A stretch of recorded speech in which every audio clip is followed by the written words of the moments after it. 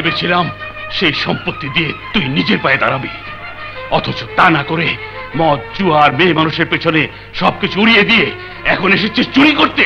সন্তান হিসেবে তোকে আমি শেষবারের মতো ক্ষমা করলাম, কিন্তু এরপর যদি আবার ওই ধরনের কিছু করে আমার ক্ষতি করার চেষ্টা করিস তাহলে তোকে আমি পুলিশে দিতে বাধ্য হব, কথাটা মনে রাখিস। তুমিও মনে রেখো, তোমার ওয়ারিশ হিসেবে উত্তরপাড়ার জমিতে যে গুপ্তধন রয়েছে সেই গুপ্তধনের ভাগ আমারও আছে। না, আমি ওই গুপ্তধনের এক বিন্দু পরিমাণ অংশ তোকে দেব না। ওই গুপ্তধন খুঁজে পাওয়ার পর তার অর্ধেকটা তুলে আমি এলাকার গরিব দুঃখীদের মাঝে বিলিয়ে দেব, আর অর্ধেকটা দেব শায়লাকে। তুই যদি ওই গুপ্তধনের আশায় আমার বাড়ির ত্রিসীমানায় পা রাখিস তাহলে পরিণাম খুব খারাপ হবে। যা, বেরিয়ে যা বলছি। যাচ্ছি, কিন্তু ওই গুপ্তধনের ভাগ থেকে তুমি আমাকে বঞ্চিত করতে চাইলে আমার হাত থেকে তুমি রক্ষা পাবে না। কি কি কি?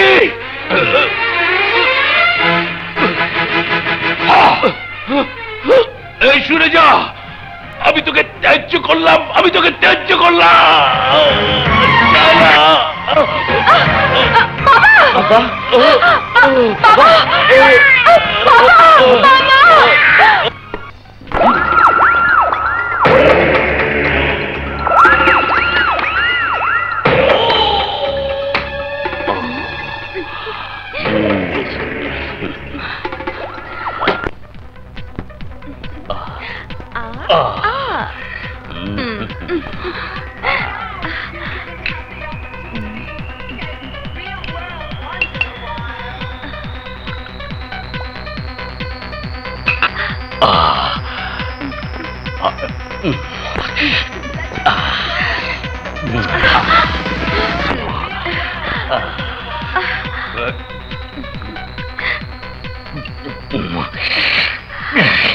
ডার্লিং, বসে বসে খেলে রাজার ভান্ডারও ফুরিয়ে যায়, সে অবস্থা এখন তোমার হয়েছে। না ডার্লিং, ওই গুপ্তধন যখন রয়েছে তখন আমার ভান্ডার ফুরবে না। Just a minute darling. Boss, এইমাত্র শুনে এলাম আপনার বাবা ওই গুপ্তধনের জমি আপনার বোনের নামে উইল করে দিচ্ছে। কি করলি? কি করলি? তুই কি করলি? কি করলি তুই? না, ওটা আমার একমাত্র ধন, ওই গুপ্তধনের জমি আমি চাই, আমি চাই। আমার সময় শেষ, তাই আমার জীবনের সবচেয়ে মূল্যবান সম্পদ এই জমি তোর হাতে তুলে দিলাম, যার মধ্যে গুপ্তধন রয়েছে।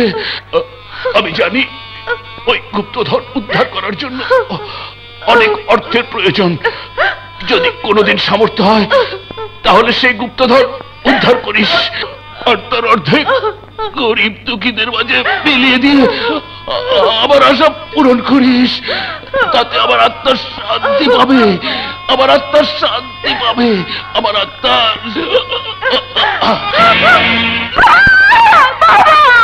বাবা, আমাদের ছেড়ে যেও না বাবা। বাবা, বাবা, বাবা, বাবা, তুমি গুপ্তধনের জমি শায়লার নামে উইল করে দিয়ে গেছো, কিন্তু আমি ঠিকই আমার ভাগ আদায় করে নেব, তা না হলে তোমার